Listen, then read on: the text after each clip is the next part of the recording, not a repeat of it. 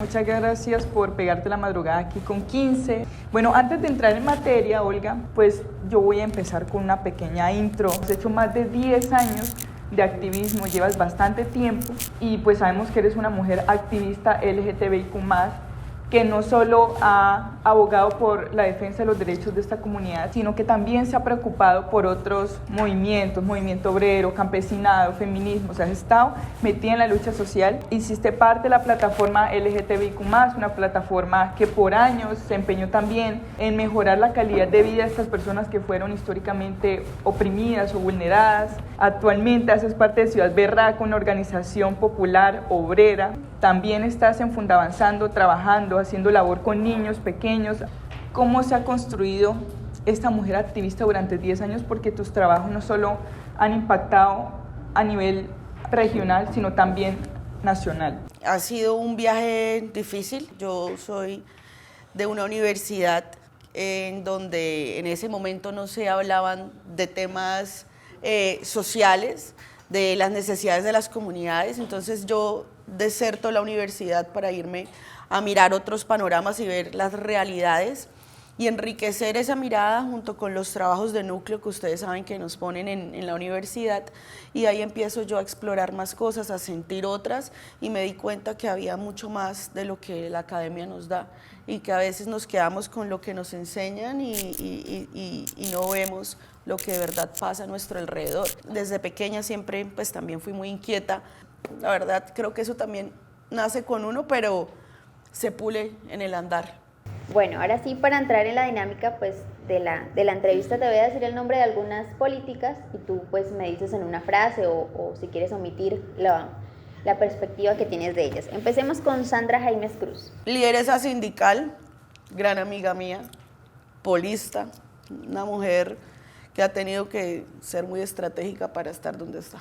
Bueno, Clara López Obregón. Siento que ha estado pronto más ausente de lo normal de algunas discusiones. Entonces, cuando tú empiezas una carrera política o cuando tú tienes o asumes algún liderazgo, tienes que procurar estar muy al tanto, muy participativa, esto también innovando en las formas en las que transmites tus mensajes y cómo participas en los debates de interés de la gente. Y pues la he visto un poco ausente. Y Francia Márquez. Uy, me parece revolucionaria su presencia, me parece refrescante su presencia, controversial también, pero creo que nos pone a reflexionar mucho de cómo hemos visto un país desde otras miradas históricamente, y creo que es importante que también se nutran los espacios que han sido cooptados por la misma gente. ¿Por qué no? Que incomode, pues así son los cambios y los derechos se toman, nadie te los va a regalar así nada más, ¿no? Entonces, Consuelo Ordóñez.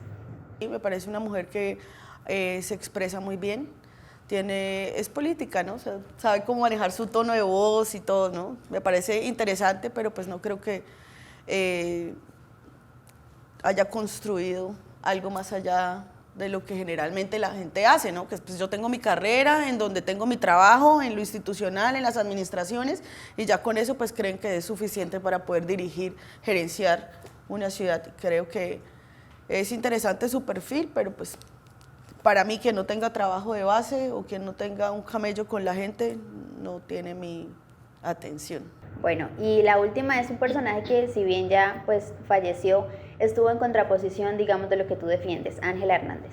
Creo que el mundo se divide en dos, básicamente: quienes sienten que deben imponer, ¿sí? Quienes sienten que tienen la verdad en sus manos, y quienes creen que todos y todas podemos vivir, amar, tener derechos, siempre y cuando no le afectes a nadie. O sea, yo no puedo escoger yo puedo escoger qué camisa me pongo hoy, a qué partido político pertenezco, qué quizá como, porque algunas personas privilegiadas podemos escoger eso, pero yo no puedo escoger de quién me enamoro, yo no puedo escoger ese tipo de cosas, mi orientación sexual, por ejemplo. Entonces, hay gente que lo entiende, gente que no lo entiende, gente que quiere imponer y gente que simplemente respeta. Tú como mujer mujer diversa, alguna vez lo mencionaste en una entrevista, que ser diverso no era estar solo relacionado a abogar por los derechos de la comunidad LGTBIQ+, sino también preocuparte por el derecho de las personas en estados de vulnerabilidad. ¿A qué retos te has enfrentado y has sentido alguna vez tratos distintos por defender lo que defiendes, incluso en entornos que dicen ser tolerantes con la diferencia de ideas? Claro, o sea, yo creo que por el hecho de ser mujer, aunque caigamos en un cliché y mucha gente dice, ay no, pues aquí nadie les está quitando la posibilidad de estar, pues claro que no, nadie me está quitando la posibilidad, pero los escenarios están configurados para facilitar la participación de algunas personas y no de otras. Sí, yo fui madre muy joven, teniendo un hijo, y muchas cosas a la vez, pues no era lo mismo que de pronto un compañero que hoy por hoy es candidato a la alcaldía, donde pudo haber hecho muchísimas otras cosas. Incluso, no es lo mismo, por ejemplo, ser una mujer, no sé, negra, cabeza de hogar, lesbiana, estrato 0, a ser una mujer en otras condiciones de pronto más favorables. O sea, esos escenarios sí te dicen cómo va a ser ese camino para asumir esos liderazgos o para poder estar conversando con otras personas en los mismos espacios. En mi caso, pues si bien he podido ser más privilegiada, el hecho de ser una persona, una mujer que tiene las banderas, por ejemplo, LGBTIQ muy arriba, que habla de feminismo, que esto, a pesar pues de sus contextos de privilegio, va a sectores en donde muchas veces las personas me dicen, ay Olga, pero usted qué necesidad tiene de irse por allá, o sea, ¿quién la manda? Que siga su vida, o sea, que se vaya, deja a la gente, el que es pobre porque quiere, o sea, todo ese tipo de cosas. De todas maneras, esos discursos rayan para muchas personas. A la gente le incomoda que tú le pongas a pensar o que siquiera le insinúes que tiene que dar un poquito de lo que ya tiene.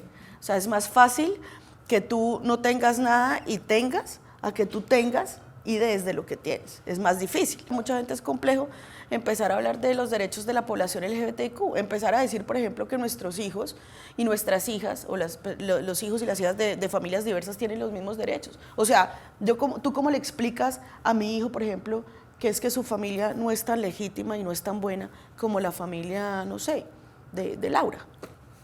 O sea, ¿por qué? ¿Porque tú lo dices?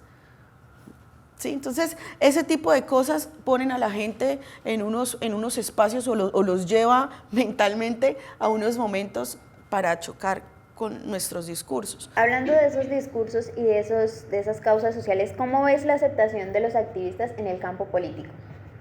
Lo que pasa es que la palabra activista o el activismo se ha perrateado, o sea, que todo el mundo, o sea, si yo tengo 20.000 seguidores en Instagram y tengo una banderita LGBTIQ, o si yo tengo 15.000 seguidores en Instagram y voy y le doy unos tamales a un habitante de calle, yo ya digo que soy activista. O sea, ser activista no es solamente salir tú y aprovechar tus medios o digamos que esa favorabilidad que tienes en redes para hablar a favor de una comunidad, que es algo que todas las personas deberían hacer.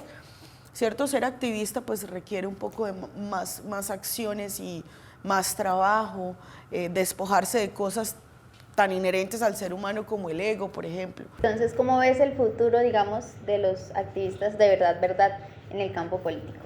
Dependiendo de qué momento lo veas, o sea, si la gente sigue parándose de esta escena o de esta acera donde el activismo pues se reduce a eso, pues yo no sé qué vamos a esperar, y la gente le sigue votando a quienes hacen videos, a quienes muestran o hacen una que otra denuncia, pero creo que el otro camino es como los medios de comunicación, desde la academia, las personas que tenemos organizaciones sociales, hacer esa pedagogía pues para que el futuro sea un poco más prometedor, y quienes asuman la dirección o la gerencia de las ciudades y demás, pues sean personas que conozcan en realidad las necesidades de la gente. Si tú no haces trabajo de base, si tú no te metes a los barrios a camellar, pues tú vas a llegar allá a proponer una cantidad de sandeces que a la larga no sirven. Y por eso es que estamos como estamos. ¿Por qué los discursos de seguridad y de corrupción tienen mayor recepción que, digamos, los que defienden, digamos, y promueven el respeto de los derechos humanos, la protección, el respeto por las comunidades vulnerables? Porque los seres humanos tendemos a comer cuento o acercarnos a algo, a comprar algo, una idea, algo material, pues por las sensaciones o lo que tú me puedas despertar. Y pues si ustedes analizan el discurso, por ejemplo, que usaban algunos grupos religiosos y demás en unas campañas pasadas con la supuesta ideología de género, ¿qué era lo que ellos decían? Con mis hijos no te metas.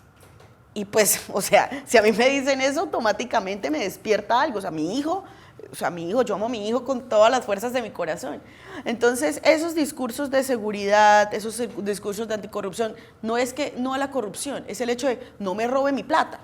¿Sí? Entonces, la comunicación aquí juega también un papel muy importante, porque es como tú transmites las cosas. Entonces, si vemos algunos políticos, no sé si ustedes han revisado, que nos venden ni siquiera sus ideas ni su agenda programática, ni su contenido de campaña, sino que nos venden este man no se va a dejar robar, este sí no es pendejo, esta sí yo no sé qué, este man es de armas tomar. Entonces a la gente le gusta eso, tener como a alguien que va a poder hacerlo, y es como tú transmites las cosas, ¿sí? Entonces creo que nos falta un camino un poquito largo para poder leer entre líneas. Mira que me pareció muy interesante cuando estabas hablando del activismo, de cómo se ha banalizado, digamos, la palabra activismo, el ser activista, y eso es algo que pasa mucho en los movimientos sociales, o los que se quedan por lo menos en el entorno digital, que construyen un discurso. Entonces, yo te quería preguntar qué reflexión se están haciendo estos movimientos entre comillas,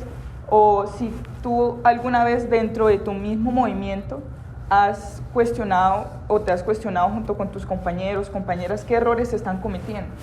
Claro, lo que pasa es que no tenemos dinero. Sí, o sea, no es lo mismo que, por ejemplo, a mí me parió la movilización social. Sí, a mí me parieron las organizaciones sociales. Y no es lo mismo esta dinámica con las uñas, donde cogemos y hacemos ollas comunitarias, donde hacemos bingos, donde hacemos rifas, donde cada quien da dinero. Y que aquí, digamos, vamos a promover este liderazgo que nos representa y vamos a disputarnos el poder, a que venga una persona, ¿sí? De la administración de X político con un pequeño bolsito lleno de estrategias, por no decir otras cosas, ¿cierto? Y estamos pues en desventaja, porque aquí tienen amigos en medios de comunicación, aquí tienen ya contratos amarrados, aquí pues tenemos la olla comunitaria, al calor de las ideas, con la gente, yendo a las plazas. Entonces estamos en unas desventajas en algunas maneras para poder visibilizar las cosas, ¿sí? Entonces no es lo mismo, es muy difícil, pero sí nos hemos hecho esa crítica y esa autocrítica. ¿Cómo podemos hacer para pulir algunos liderazgos, visibilizarlos y también dar la pelea? Y es indudable pues que las mujeres han ido ganando terreno en el campo político, pero hay algunas gestiones exitosas y otras que pues han estado marcadas por los escándalos de corrupción, de pues las metidas de pata, los robos, todo eso. ¿Crees que eso perjudica la elección de nuevas mujeres o de mayor participación política de las mujeres? Últimamente hemos visto cómo se han apropiado de nuestro lenguaje, cómo se han apropiado de nuestras palabras, de nuestras dinámicas. Ahora vemos unos grupos que anteriormente decían que trabajen vagos, ¿para qué salen a la calle? Ahora se están tomando a las calles. Son estrategias que se están aplicando por parte de esos grupos que históricamente nos han atacado. Entonces ahora dicen, no, pues hay que votar por las mujeres, hay que apoyar a las mujeres, pero yo no puedo votar o apoyar a una mujer, por ejemplo, acá hablando de mi territorio en Santander, que no responde a la agenda de mujeres, que desconoce todo el proceso que hemos hecho muchas de nosotras para poder tener, por ejemplo, hoy lo que tenemos, que es una Secretaría de la Mujer en la Gobernación de Santander, que no sirve para mucho, pero pues a la larga la tenemos por una lucha que llevamos. Entonces, ¿de qué nos sirve también tener, por ejemplo, una mujer como Nubia López? ¿Quién está detrás de Nubia López? Nubia López en campaña no dio una sola entrevista, no asistió a un solo debate. Las organizaciones de mujeres citamos a varias mujeres que eran candidatas para que nos conversaran y nos dijeran qué pensaban, cómo se pensaban en ese espacio si llegaban y cómo podíamos construir de manera articulada, y nunca llegó. Entonces no se trata de ser mujer, ¿sí? No se trata de ser marica, no se trata de ser negro, o sea, no se trata de privilegios, ¿sí me entiendes? No se trata de una buena gestión, se trata de unas buenas ideas, se tratan de muchas otras cosas más. Bueno, Olga, ahorita se aproximan las elecciones al Congreso el 29 de octubre.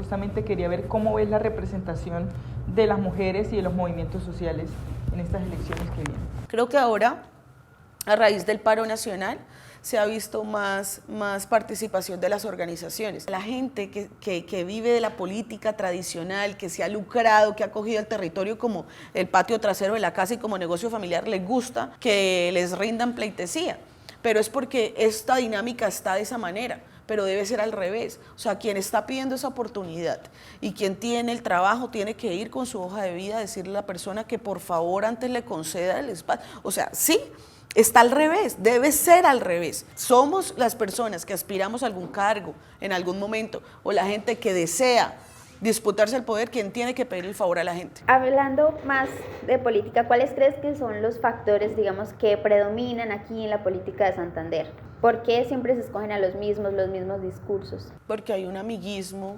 porque hay unos convenios ya hablados, porque hay corrupción y hay un machismo macabro.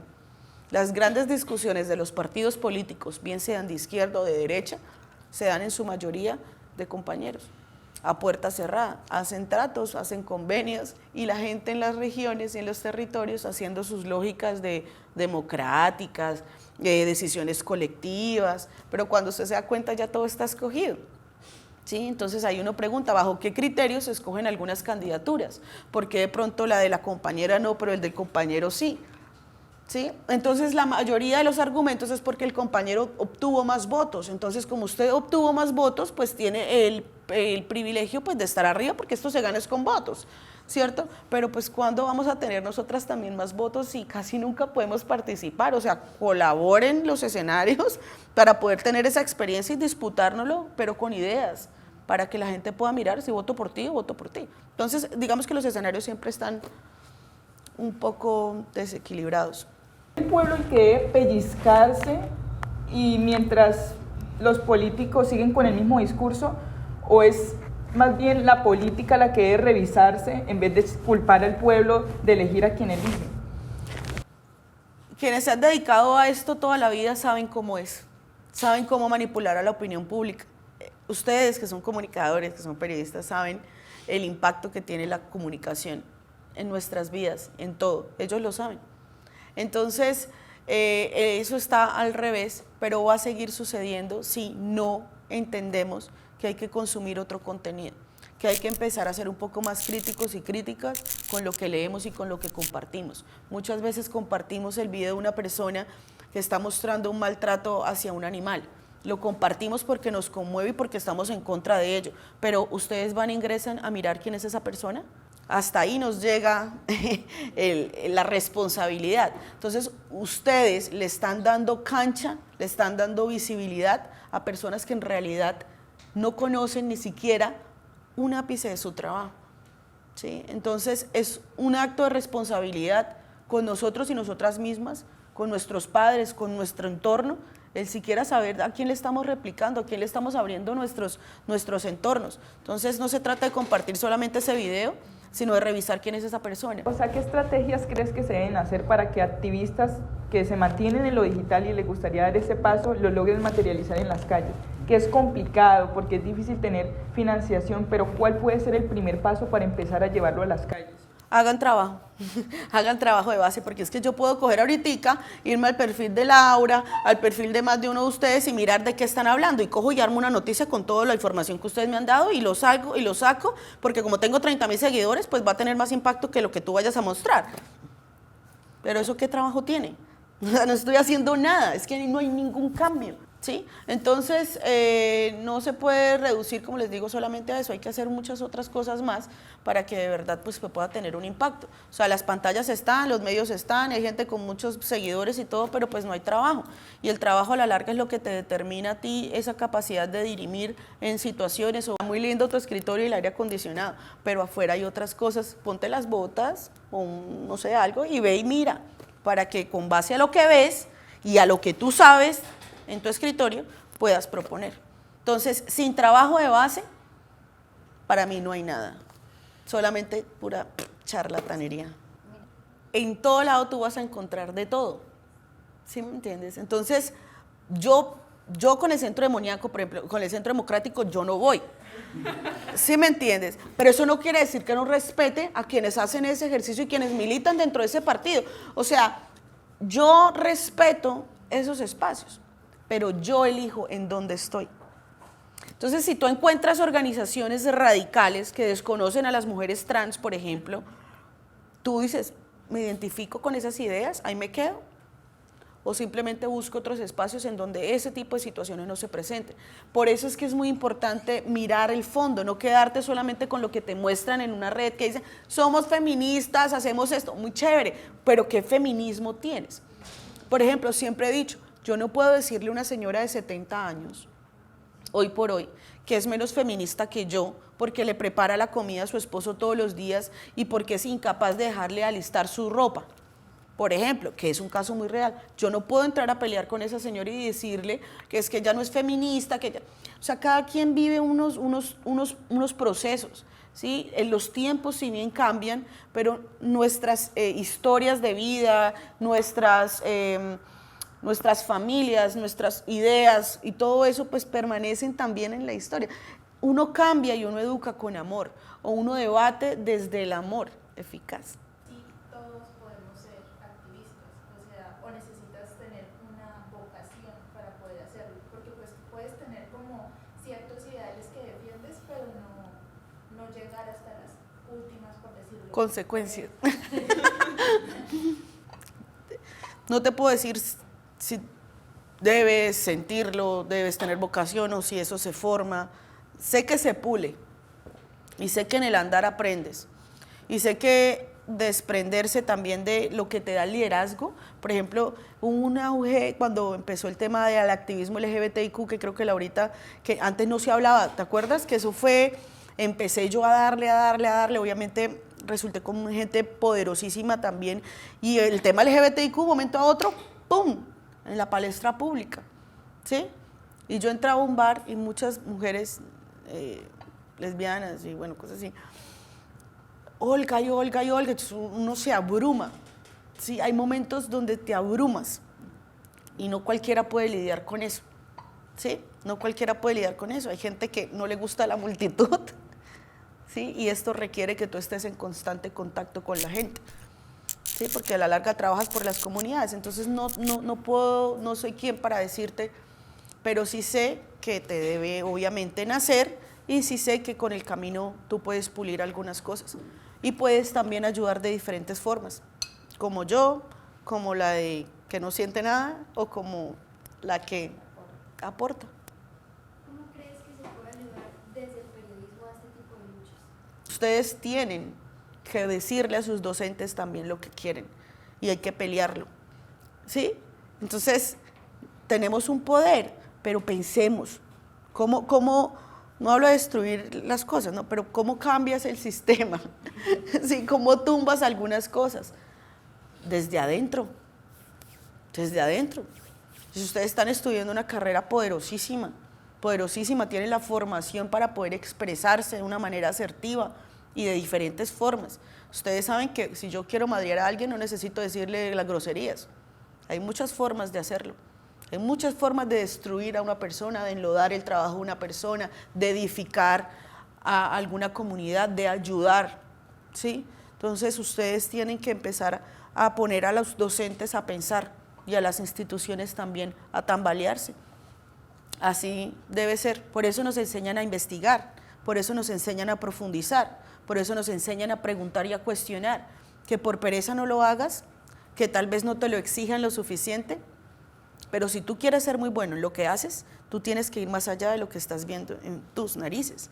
Y ve justo a lo que no entiendes, ve justo a lo que te incomoda, ve justo a lo que desconoces, porque es ahí donde tú vas a tener la capacidad de abrir tu mente.